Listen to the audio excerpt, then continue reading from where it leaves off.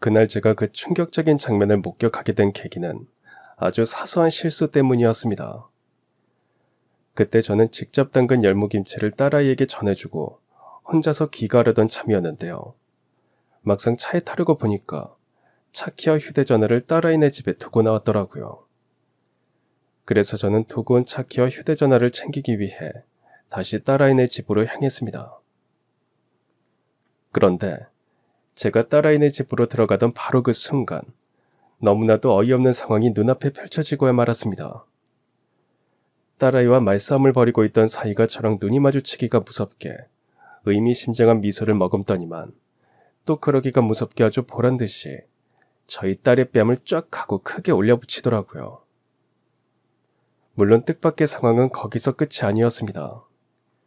당시 이로 형언할 수 없을 만치 크게 분노한 저는 그 몹쓸 사이놈에게 뜨거운 불벼락을 내리려고 했는데요. 정작 손찌검을 당한 딸아이가 아주 이상한 행동을 시작했어요. 저를 꼭 붙들고서는 이렇게 간절히 속삭였습니다. 제발 못 본 척 그냥 조용히 넘어가 달라고. 그래야 엄마 딸이 살 수 있다고. 마치 애걸복걸하듯이 너무나도 말이죠. 그런 아수라장 속에서 저는 문득 불길해졌습니다. 얼마 전 딸아이에게 직접 들었던 이야기가 하나 있었거든요. 그 이야기는 바로 요즘 들어서 젊고 잘생긴 남자들이 딸아이가 유부녀라는 사실을 버젓이 알면서도 자꾸만 작업을 걸어온다는 이야기였습니다. 그런 이야기를 이미 알고 있던 저는 혹시 딸아이가 결국 외도라도 저질러서 사위에게 뺨까지 얻어맞으며 홍구멍이 나고 있었던 것일지도 모른다는 생각을 하게 되었는데요. 그로부터 며칠 뒤 딸아이가 혼자서 저를 찾아와서 대뜸 무릎부터 꿇었습니다. 그리고는 그간 있었던 모든 일들을 솔직하게 고백했죠. 그런 딸아이의 이야기를 듣는 내내 저는 그야말로 화딱지가 나서 견딜 수가 없을 지경이었습니다. 정말로 저희 딸아이가 외도를 저지르다가 사위에게 들키고 말았던 것일지, 아니면 딸아이와 사위 두 사람 사이에 제가 모르는 또 다른 사건이 있었던 것일지, 그 모든 진실이 담긴 사연을 지금 바로 시작해보겠습니다. 저에게는 아주 특별하면서도 뜻깊은 별명이 하나 있었습니다. 동네 이웃분들께서 직접 지어주신 그 별명은 바로 소뚜껑 여사님이었죠. 그런 저의 별명을 처음 접해보신 분들께서는 언뜻 음식 솜씨를 먼저 떠올리게 마련이에요. 소뚜껑 삼겹살집이나 돌솥밥 식당 같은 걸 운영해서 소뚜껑 여사님이라는 별명이 붙은 건가 하는 생각이 들기 쉬운 별명이거든요. 하지만 그건 오해에 불과한 생각일 뿐입니다. 왜냐하면 저는 식당을 운영할 만큼 뛰어난 음식 솜씨를 가진 사람이 아니거든요. 오히려 음식 솜씨가 좋지 않은 편에 속하죠. 그럼 소뚜껑 여사님이라는 별명은 대체 어떤 이유로 생겨난 거냐고요? 다름 아닌 이런 이유 때문이랍니다. 간밤에 고성방가를 질러대면서 행패를 부리고 돌아다니던 취객을 수지 엄마가 단번에 내쫓아버렸다면서. 하여간 수지 엄마는 참 대단한 사람이라니까. 제 아무리 기세 좋은 불안당들이라고 하더라도 우리 소뚜껑 여사님의 손에 붙들리기만 하면 추풍낙엽처럼 맥을 못 추니까 말이야. 그게 다 친정 쪽 피를 잘 물려받은 덕분이죠. 원래 저희 친정이 대대로 씨름장사 집안이잖아요. 저도 그 피를 물려받아서 학교 다닐 때까지만 해도 꽤나 이름난 유도 선수였고요. 그럼 그 불같이 정의로운 심성도 친정 내력이야? 보통 힘이 센 사람은 자기보다 약한 사람을 업신여기게 마련인데 우리 소뚜껑 여사는 단 한 번도 그런 모습을 보인 적이 없잖아. 그것도 집안 내력이라면 내력인 셈이죠. 어릴 적부터 부모님한테 소뚜껑처럼 크고 두꺼운 너의 손과 힘은 반드시 올바르게 사용해야 한다는 가르침을 받고 자랐거든요. 하기사 우리 소뚜껑 여사님이 행여라도 그 크고 두꺼운 손을 엉뚱한 일에 잘못 휘두른다면 그것만큼 위험한 흉기가 따로 없을 테니까. 여간 늘 고마워. 소뚜껑 여사님 덕분에 매일 밤 아무 걱정 없이 편하게 잠들 수 있거든. 그렇습니다. 저에게 소뚜껑 여사님이라는 별명이 붙여진 이유는 제 손이 마치 소뚜껑처럼 크고 두껍기 때문이었어요. 이는 친정으로부터 물려받은 내력이었죠. 저는 대대로 씨름장사 집안이었던 친정의 내력을 제대로 물려받은 덕분에 여자임에도 불구하고 키가 180cm가 넘을 정도로 기골이 아주 장대한 사람이었어요. 또한 체격에 걸맞게 뼈도 통뼈인데다가 힘도 어지간한 남자들은 저리 가랄 정도로 엄청 센 편이기도 하고요. 제가 특유의 소뚜껑 같은 손으로 힘껏 내려치거나 혹은 멱살을 잡아서 업어치기를 시도하면 넘어가지 않을 사람은 아마 몇 없을걸요. 아무튼 그러는 한편으로 저는 불의를 보면 절대로 참지 못하는 불같은 성격을 가지고 있어요. 제가 타고난 장대한 기골과 힘, 그리고 소뚜껑 같은 손은 불의에 맞서 싸우기 위한 것이라고 생각하며 지금껏 살아왔거든요. 물론 단순히 말로만 자부하는 생각은 절대로 아닙니다. 저는 저희 마을의 자율방범 대장으로 활동하면서 주민들에게 행패를 부리는 불안당들을 저의 소뚜껑 같은 손으로 숱하게 물리쳐왔거든요. 상황이 그러다 보니 저를 향한 이웃 주민들의 인망은 자연스럽게 높아져만 갔는데요. 그건 저희 사돈댁 또한 마찬가지였습니다. 저희 딸이 막 결혼식을 올린 새댁이던 무렵의 일이었습니다. 그때 저와 딸아이는 사위 그리고 사돈네와 함께 저녁 외식을 막 마친 참이었어요. 마침 그 식당은 사돈네 동네에 있는 곳이었기에 식사를 마친 저희는 아주 자연스럽게 사돈네 집으로 향했죠. 사돈네외께서 집에서 커피 한 잔 마시고 가라면서 초대를 해주셨거든요. 그런데 막상 사돈네 집 앞에 도착해보니 느낌이 뭔가 조금 이상했습니다. 거실 쪽 반범창이 뜯겨져 나가 있었고 창문 또한 활짝 열려 있었거든요. 심지어 집 안에선 낯선 인기척까지 들려왔어요. 이에 집에 외부인이 침입했다는 사실을 깨달은 사위가 저에게 이렇게 속삭였습니다. 아무래도 저희 집에 좀도둑이 침입한 모양이에요. 제가 얼른 경찰에 신고할 테니까 장모님께서는 저희 부모님이랑 같이 안전한 곳으로 가셔야 할 것 같습니다. 하지만 저는 그렇게 할 수가 없었습니다. 도둑들이 언제 도망을 쳐버릴지 모르는 상황이지 않은가. 경찰이 도착하기 전까지 기다리는 건 너무 늦을 수도 있네. 자네가 사돈분들이랑 우리 딸을 데리고 안전한 곳으로 피신해 있게. 저 몹쓸 좀도둑 놈들은 내가 직접 들어가서 일망타진할 테니까. 말을 마친 저는 곧장 창문을 훌쩍 뛰어넘어서 혈혈단신 집으로 들어갔습니다. 그랬더니 아니나 다를까 젊은 좀도둑 놈들 2명이서 사돈네 집을 한창 털고 있더라고요. 그들은 둘 다 덩치가 제법 큰 장정들이었지만 저는 전혀 겁먹지 않았습니다. 오히려 위풍당당하게 외쳤죠. 예끼 이놈들아, 젊은 놈의 자식들이 정직하게 일해서 벌어먹지는 못할 망정. 이게 대체 무슨 못돼 먹은 짓거리냐? 그러자 그 2놈은 잠시 주변을 두리번거리더니 이내 여자인 제가 혼자라는 사실을 깨닫고서는 날부치를 앞세워서 뚜벅뚜벅 다가오기 시작했는데요. 그래봤자 그놈들은 호랑이 앞에 한낱 쥐새끼 신세에 불과했습니다. 제가 우렁찬 기합을 내지르며 소뚜껑처럼 두껍고 커다란 손으로 2놈의 멱살을 차례로 잡아 업어치기 한 판으로 완벽하게 제압을 해버렸거든요. 그렇게 그놈들은 꼼짝없이 경찰차를 타고 연행이 되었고 바로 그날부로 저는 사돈네 집을 구한 의인이 되었습니다.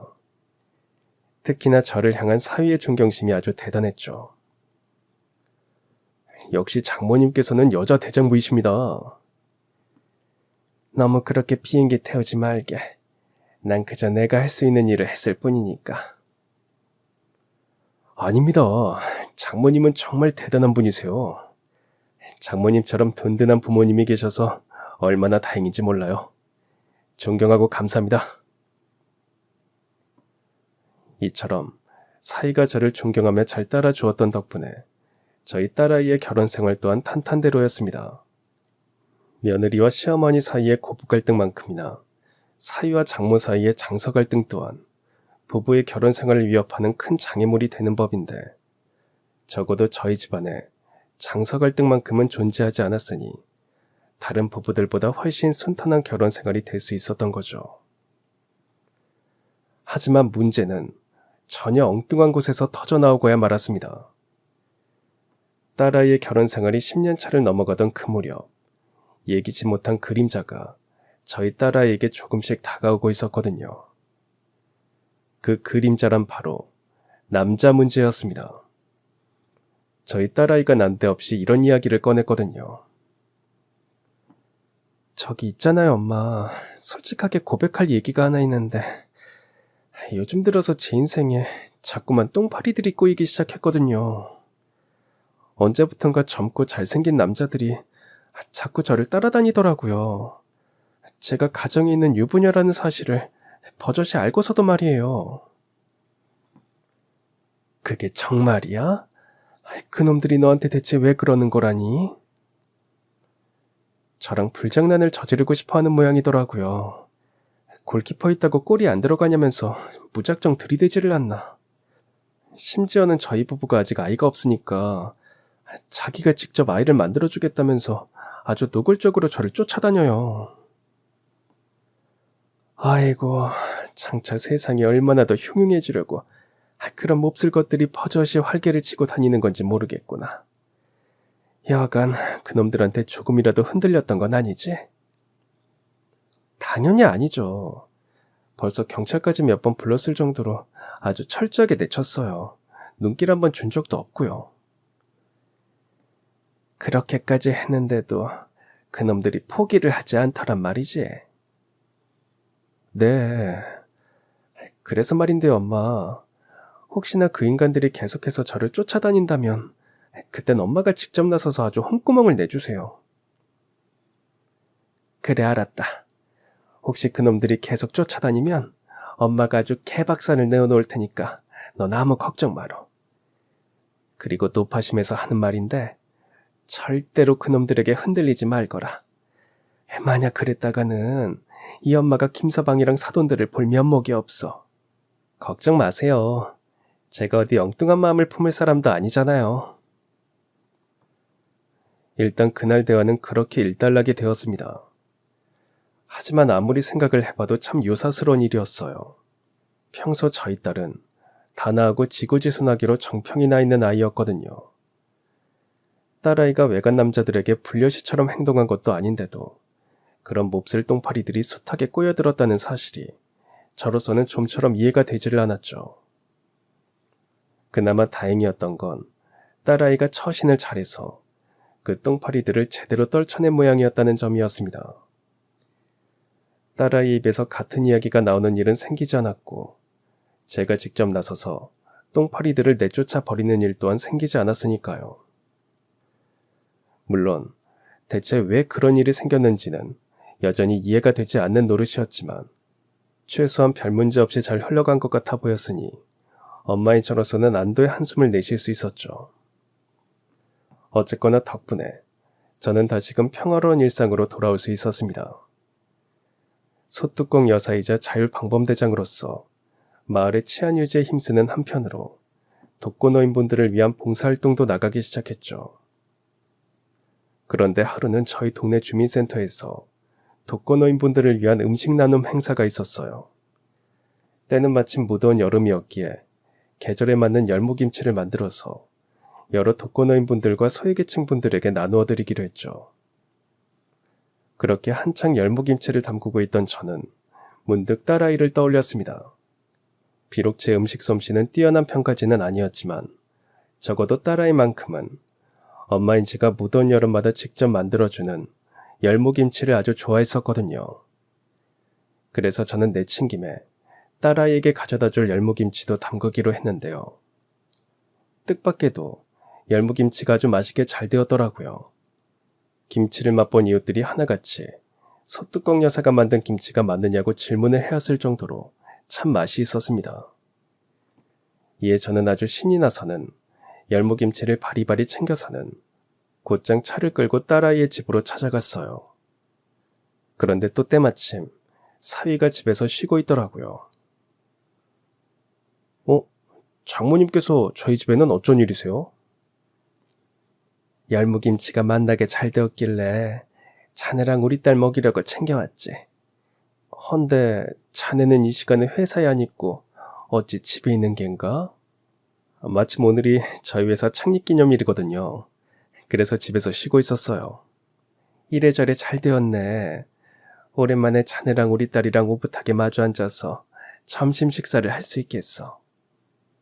그날의 점심 식사는 별 문제 없이 잘 마무리되었습니다. 특히나 사위는 제가 가져간 열무김치를 아주 맛나게 먹었어요. 식사를 마친 이후로는 사위가 직접 저에게 재료값 하라면서 돈 봉투도 챙겨주었고요.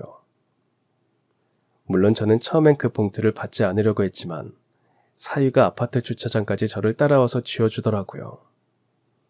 그래서 저는 정말 어쩔 수 없이 봉투를 받게 되었습니다. 그러는 한편으로 마음이 뿌듯하더라고요. 인성이 반듯한 사이를 참 잘 얻었다는 생각 때문이었습니다. 그런데 뿌듯한 마음을 품은 채로 집으로 돌아가려던 저는 순간 아차 싶었습니다. 주차된 차 문을 열려고 하다 보니까 제가 차키와 휴대전화를 딸아이의 집에 두고 그냥 나왔더라고요. 하다못해 휴대전화라도 손에 쥐고 있었더라면 딸에게 전화를 걸어서 차키를 가지고 내려와 달라고 했을 텐데 그럴 수도 없었던 저는 걸음을 돌려서 딸아이네 집으로 향했는데요. 딸네 집 현관문 앞에 도착한 제가 초인종을 누르려고 하는데 집안에서 사위의 목소리가 들려오더라고요. 완전히 닫히지 않은 채로 살짝 열려있는 현관문 틈새로 넘어오는 목소리였고 그때 사위는 분명 저희 딸에게 고래고래 고함을 지르고 있었습니다. 요즘 당신 진짜 너무하는 거 아니야? 남편이 내가 직장에서 열심히 돈을 벌어오면 당신은 가정주부로서 집안 살림에 최선을 다해야지. 집안 꼬라지가 이게 대체 뭐냐고? 돼지우리가 따로 없겠네 정말. 순간 저는 고개를 갸우뚱하고야 말았습니다. 집안 꼬라지가 엉망이라는 사위의 말이 좀처럼 이해가 되지를 않았으니까요. 딸네 집은 정리정돈이 아주 깔끔하게 잘 되어 있었거든요. 심지어 분명 조금 전에 딸네 집에서 셋이 함께 식사를 할 때까지만 해도 두 사람 사이에 불화의 조짐 같은 건 전혀 보이지도 않았었고요. 하물며 그런 와중에 더 이해가 되지 않았던 건 제 딸아이가 분명 살림살이 트집을 잡히고 있으면서도 마치 기죽어서 지내는 사람처럼 말대꾸 한마디 하지 못하고 있었다는 점이었습니다. 이에 저는 현관문을 조심스럽게 열고 집으로 들어갔습니다. 사위가 대체 무슨 이유로 그런 언행을 보이고 있으며 딸아이가 말대꾸 한마디 못하고 그저 듣기만 하고 있는 이유를 직접 물어보기 위해서였죠. 만약 두 사람 사이에 사소한 오해가 있었고 그 오해로 인해서 다툼이 벌어진 거라면 엄마이자 장모로서 두 사람의 다툼을 중재해주기 위한 목적도 있었고요. 하지만 그날 저는 두 사람을 중재할 수가 없었습니다.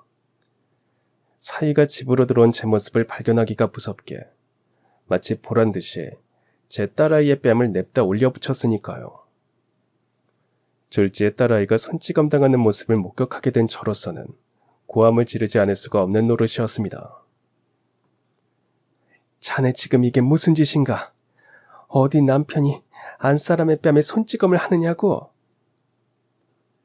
그러자 사위는 마치 저의 화를 돋구고 싶어하는 사람처럼 대답했어요.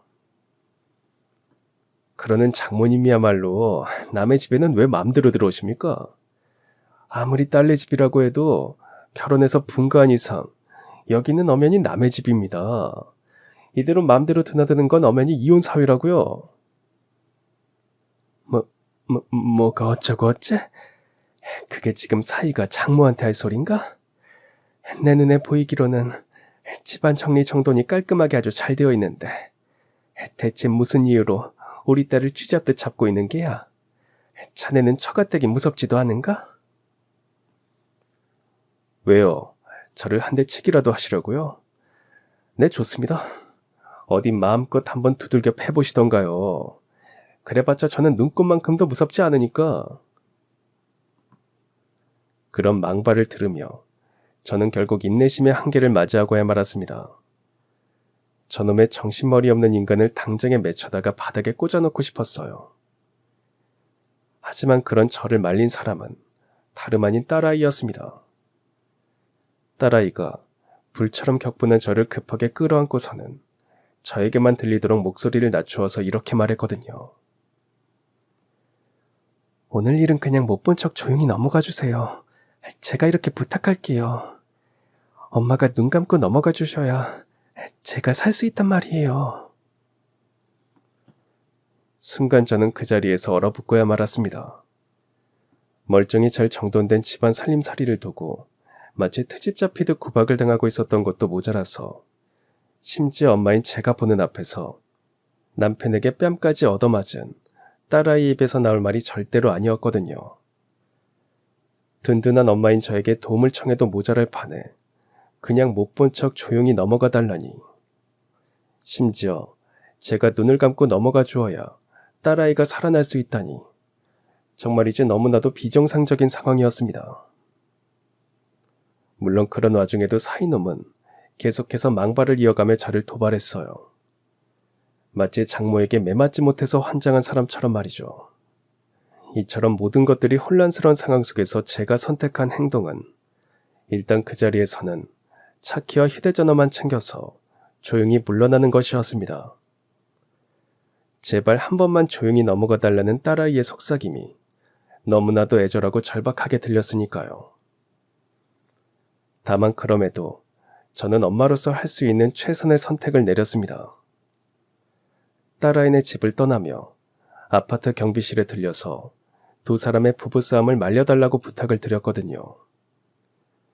조금 전에 딸아이가 사위에게 뺨을 얻어맞는 모습을 제가 직접 목격했으니 혹시라도 사위가 또 손찌검을 하는 것 같으면 언제든 저에게 연락을 달라는 부탁도 함께 드렸죠.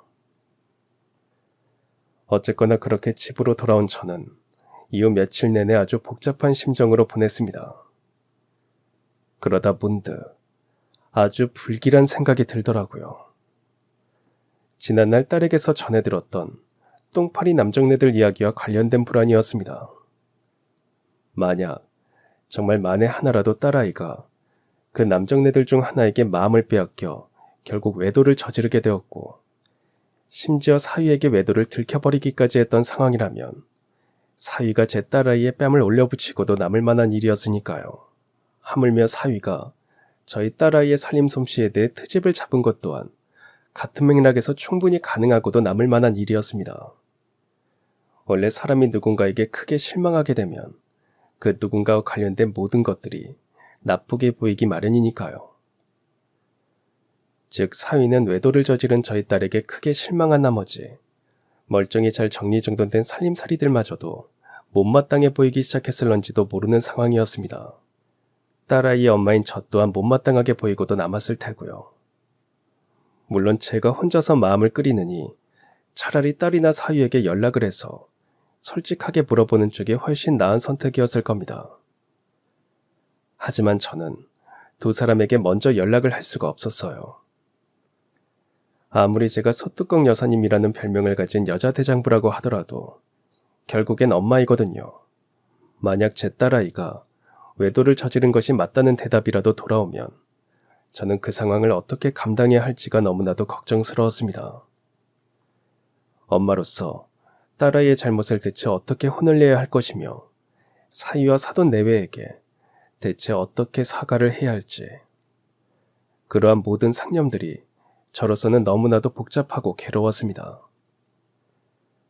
그런데 며칠 뒤 뜻밖에도 딸아이가 저를 먼저 찾아오더라고요. 그리고는 제 앞에 무릎을 꿇은 채로 아주 기가 막힌 이야기를 털어놓기 시작했습니다. 그때 그 사람한테 손찌검하지 않고 넘어가 주셔서 너무 고마워요. 엄마 덕분에 제가 아주 큰 위기를 무사히 넘길 수가 있었어요. 그건 도대체 무슨 소리니? 엄마가 보는 눈앞에서 뺨까지 얻어맞아 놓고서는 큰 위기를 무사히 넘길 수가 있었다고? 너 설마 김서방한테 큰 잘못이라도 저질렀던 게야? 그래서 그동안 나 몰래 구박을 받으면서 지내왔던 거고? 안심하세요. 그 인간이 그동안 엄마 몰래 제 속을 박박 긁어놓았던 건 맞지만 제 잘못은 진짜 단 하나도 없거든요. 그럼 사이가 대체 왜 그런 행동을 일삼았다는 거니? 어디 제대로 설명을 해버렴. 그 인간이 저랑 이혼을 하고 싶어 하거든요. 일전에 얘기했었던 그 똥파리 같은 남자들이 저한테 꼬여들었던 일도 알고 보니까 그 인간이 저랑 이혼하려고 저지른 수작질이었고요. 저에게 이혼 귀책 사유를 뒤집어 씌우고 이혼을 해야 자기가 큰 이익을 보게 되니까요. 그날 딸아이가 저에게 들려준 진실은 이랬습니다. 저희 딸아이가 언젠가부터 꼬여들기 시작한 똥파리 같은 남자들을 모두 떨쳐낸 직후 웬 의문의 중년산의 한 사람이 저희 딸아이를 찾아왔다고 합니다. 단도직입적으로 묻겠습니다. 사모님께서는 남편분을 얼만큼 사랑하십니까? 아저씨는 대체 누군데 뜬금없이 찾아와서 그런 질문을 하는 거죠? 우선 제 질문에 대답부터 해주십시오. 대답 내용에 따라서 제가 사모님께 큰 도움을 드릴 수도 있고 아니면 아무것도 말하지 않은 채로 그저 입을 꾹 다물고 사라질 수도 있거든요. 순간 심상치 않은 상황임을 깨달은 딸아이는 사위를 향한 지고지순한 사랑을 솔직하게 말했죠. 만약 신께서 저에게 세상 전부를 다 줄 테니 남편이랑 이혼하라는 제안을 걸어온다면 제 대답은 딱 하나뿐입니다. 어차피 저는 이미 세상 전부를 다 가진 사람이라고 말이에요. 사모님께서 말씀하시는 세상 전부라는 것은 결국엔 남편분을 말씀하시는 것이겠군요. 당연하죠. 저에게는 그 사람이 이 세상의 전부거든요. 역시 사모님께서는 남편분을 아주 많이 사랑하시는군요. 참 멋지십니다. 그런데 어쩌죠? 사모님을 향한 남편분의 사랑은 이미 모두 다 식어버린 것 같은데. 그건 또 무슨 소린가요? 그 전에 아저씨는 대체 누구냐고요? 저는 남편분에게 고용된 사람이었습니다. 그 사람이 사모님과 이혼을 도모하기 위해서 흥신소 사장인 저를 거액의 현금을 주고 고용했거든요. 네, 맞습니다. 그 이문의 중년 사내는 흥신소 사장이었다고 해요. 사위가 그 사람을 고용한 이유는 다름 아닌 저희 딸아이와의 이혼이었으며 그 목적을 위해 흥신소 사장에게 사주한 계략은 바로 이것이었습니다. 얼마 전부터 사모님 곁에 꼬여들기 시작했던 젊고 잘생긴 남자들은 사실 제가 남편분의 사주를 받아서 사모님한테 보낸 사람들이었습니다. 다들 술집에서 일하는 남자 작부였고요. 그게 다 저희 남편이 벌인 짓이었다고요? 맞습니다. 목적은 단 하나. 사모님으로 하여금 젊은 남자들과 외도를 하게 만든 다음에 이혼 기책 사유를 뒤집어 씌우려는 것이었죠. 모든 이혼 기책 사유가 사모님에게 있어야 남편분께서 아주 유리하게 재산 분할을 받을 수 있거든요. 처음 저희 딸은 쉽사리 그 말을 믿을 수가 없었습니다. 난생 처음 보는 낯선 남자가 대뜸 찾아와서는 너무나도 비상식적인 소리를 늘어놓고 있었으니까요. 하지만 저희 딸이 결국 그 사람 말을 믿게 된 건 그 사람이 저희 딸과 사이 단둘만이 알고 있는 이야기를 꺼냈기 때문이었죠. 신혼 초에 사모님께서 재테크로 7천만 원 목돈을 거머쥐게 되셨고 그 7천만 원 전액으로 전도 유명한 외국 벤처기업의 주식을 매입해 두신 적이 있죠. 그때는 헐값이었던 주식이 지금은 어마어마하게 올라서 대략 70억 상당의 가치로 상승했고요. 그걸 대체 어떻게 알고 계신 거죠? 사내분과 저 사이의 거래 조건 덕분이었습니다. 제가 사모님을 불륜녀로 만들어서 남편분에게 압도적으로 유리한 재산 분할을 가져다 준다면 이혼을 통해 거머쥐게 된 재산의 5%를 저에게 수고비로 지급해 주기로 했거든요. 나 참 기가 막혀서 정말 결국 돈 때문에 저를 모함해서 내다 버리려고 했었던 거로군요. 아저씨도 그 수작질의 공범이었고요. 그래놓고선 모자랬다고 무슨 염치로 저를 찾아온 거죠? 잘생긴 남자들을 완강하게 밀쳐내는 사모님의 모습을 지켜보면서 저 스스로 아주 큰 죄책감을 느꼈거든요. 제 한평생 사모님처럼 남편을 사랑하는 사람은 본 적이 없는데 그토록 훌륭하고 지고지순한 사모님께 지금 내가 대체 무슨 만행을 저지르고 있는 건지 죄스럽고 후회스러웠습니다. 제가 그 말을 어떻게 믿죠? 겉으로는 저에게 사과하는 척 다가와놓고 뒤에서는 그 인간이랑 짜고서 또 무슨 수작질을 벌이고 있을지도 모르는 일이잖아요. 저희 사무실 주소를 알려드릴 테니 내일쯤 찾아가 보십시오. 저는 오늘부로 이 더러운 일을 정리하고 새 삶을 찾아가기로 결심을 했으니 내일 찾아보시면 저희 사무실은 이미 폐업하고 없을 겁니다. 그리고 사모님을 위해 몇 가지 조언을 해드리겠습니다. 그렇게 말한 그 남자는 장차 사위가 저희 딸아이에게 어떤 행동으로 하게 될 거라는 예상을 미리 귀뜸해 주었고, 그러한 사위의 행동으로부터 딸아이가 어떻게 대응하면 이혼 귀책 사유를 뒤집어 쓰지 않으면서도 동시에 상황을 역으로 역전시킬 수 있을지에 대해서도 알려주었다고 해요. 더욱이 그날 저희 딸에게 엎드려 백배 사죄한 그 남자는 약속대로 흥신소를 폐업한 뒤 양재 바른 곳에서의 새 삶을 찾아서 호련히 떠나갔고요. 아무튼 그런 흥신소 사장 덕분에 저희 딸은 그 몹쓸 인간의 추악한 속셈을 모두 꿰뚫게 되었는데요. 아니나 다를까 그 몹쓸 인간은 흥신소 사장이 미리 예상해서 저희 딸에게 귀뜸해 주었던 그대로의 행동을 보이기 시작했다고 합니다. 흥신소 사장과의 연락이 두절되고 나니까 그 인간 마음이 급해진 모양이더라고요. 저를 불륜녀로 만들려는 수작질은 물 건너가 버린 것 같으니 또 다른 방법을 찾아내서 저를 몹쓸 아내로 만들려고 애를 써대기 시작했어요. 그 몹쓸 방법이라는 것이 혹시 일부러 온갖 트집을 잡아가면서 너의 속을 팍팍 긁어놓으려는 것이었니? 맞아요. 진짜 말 같지도 않은 트집으로 제 속을 팍팍 긁어놓으면서 입만 열었다 하면 그러다 한 대 치겠다는 둥, 여자 손에 맞아봤자 얼마나 아프겠냐는 둥, 아주 대놓고 저를 도발하더라고요. 그건 나한테 했던 언행이랑 똑같은 거잖니. 그때도 분명 나한테 매맞지 못해서 환장한 사람처럼 행동했었어. 아무래도 엄마한테도 일부러 그랬던 것 같아요. 그 인간이 새로 찾아낸 이혼 방법이 바로 매맞는 남편이 되는 것이었거든요. 네, 맞습니다. 그 몹쓸 인간은 주식 덕분에 생긴 70억이라는 거금에 그만 눈이 돌아버린 나머지 어떻게 해서든 저희 딸아이에게 귀책 사유를 뒤집어 씌워서 이혼을 하려고 환장한 사람이 되어버렸던 것이었어요. 이혼 귀책 사유가 딸아이에게 있다는 쪽으로 판결이 나면 그 인간은 압도적으로 유리한 재산 분할을 받게 될 뿐더러 이혼 위자료 또한 덤으로 챙겨갈 수 있을 테니까요. 그러기 위해 그 인간이 흥신소 사장까지 동원해가며 벌였던 첫 번째 수작질이 바로 저희 딸에게 젊고 잘생긴 남자들을 보내서 불륜을 저지르게 만드는 것이었고, 그 계획이 실패한 다음에 찾아낸 방법은 일부러 저희 딸을 자극해서 손찌검을 하도록 만드는 것인 모양이었습니다.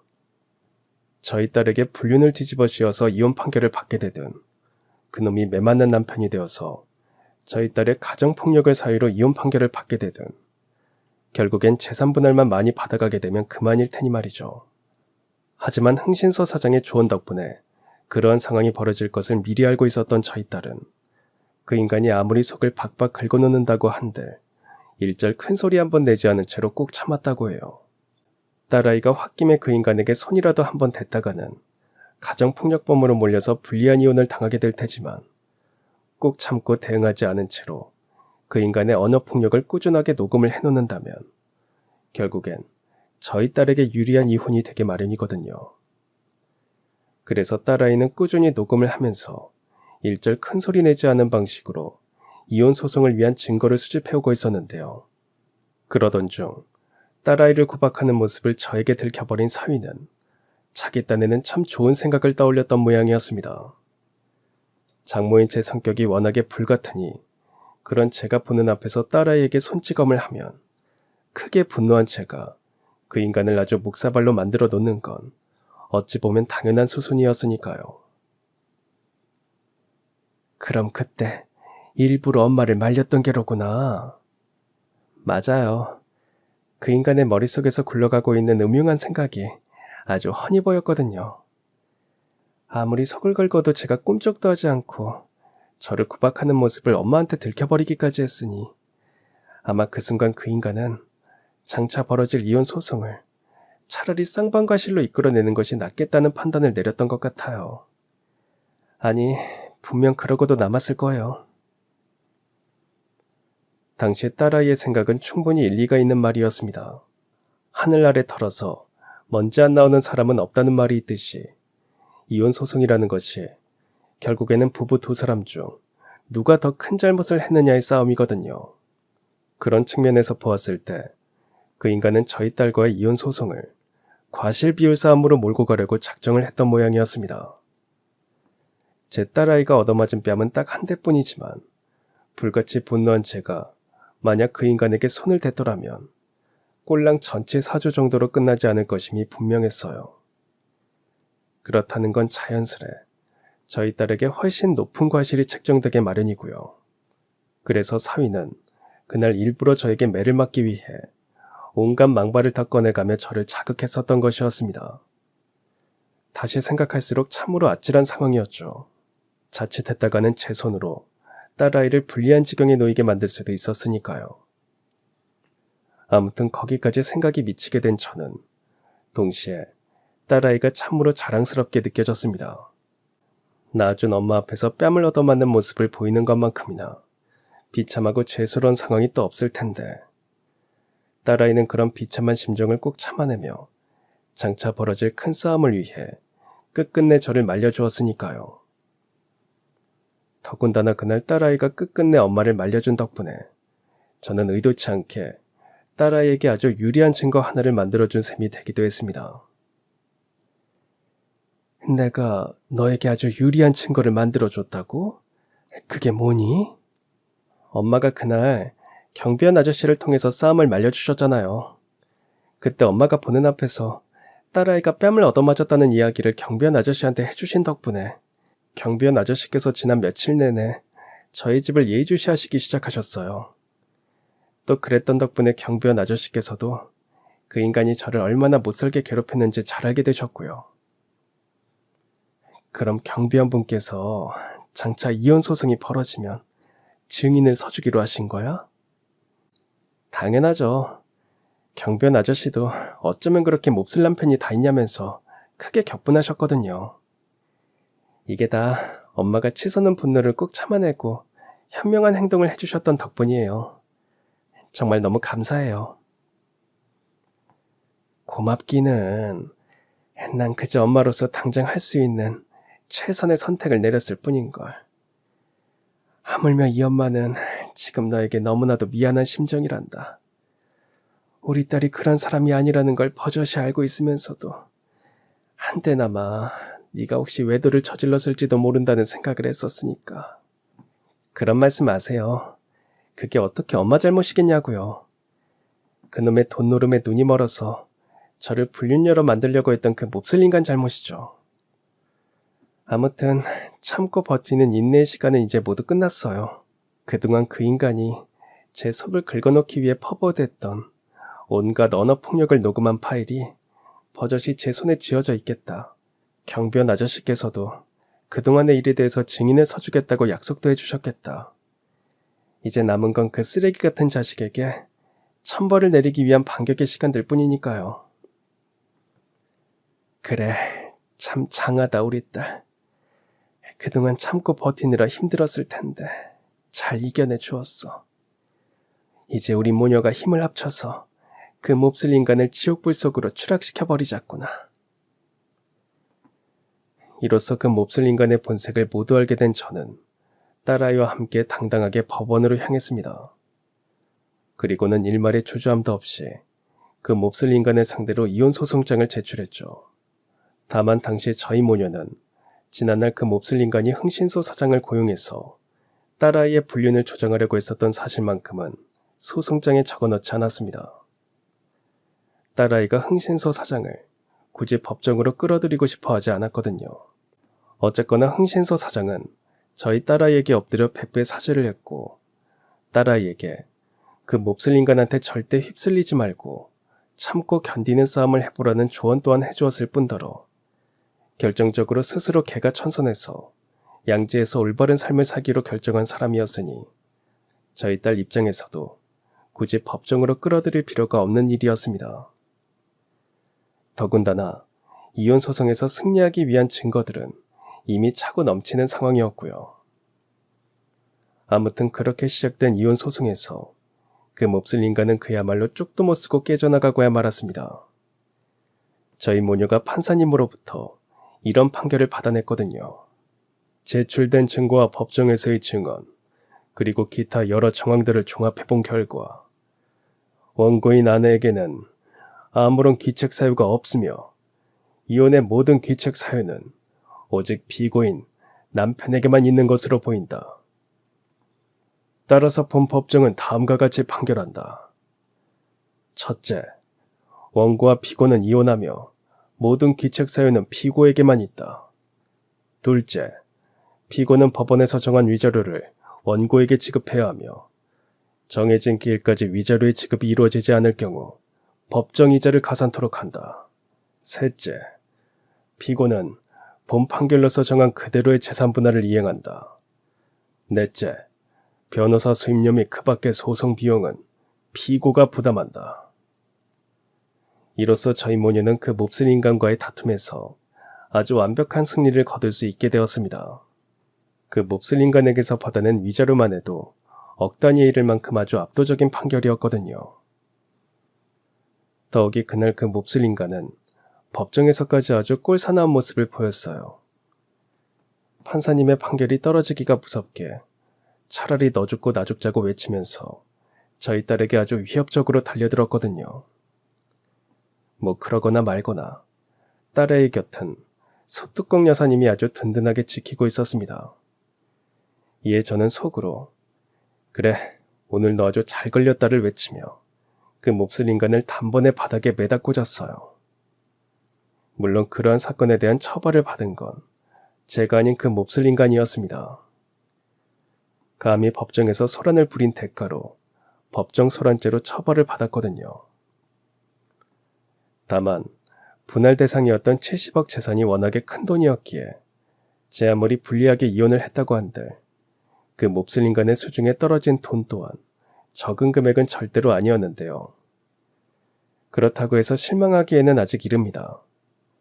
왜냐하면 그날의 이혼 판결은 그 몹쓸 인간의 인생이 나랏길을 걷게 된 시작에 불과한 일이었으니까요. 모든 이혼 절차가 끝나고 한 5년쯤 지났을 무렵의 일이었습니다. 지인들 모임에 다녀온다던 딸아이가 싱글벙글 웃는 얼굴로 집으로 돌아와서는 아주 반갑고 통쾌한 소식을 전해주더라고요. 오늘 밖에서 무슨 좋은 일이라도 있었니? 얼굴에 웃음기가 아주 가득하구나. 당연하죠.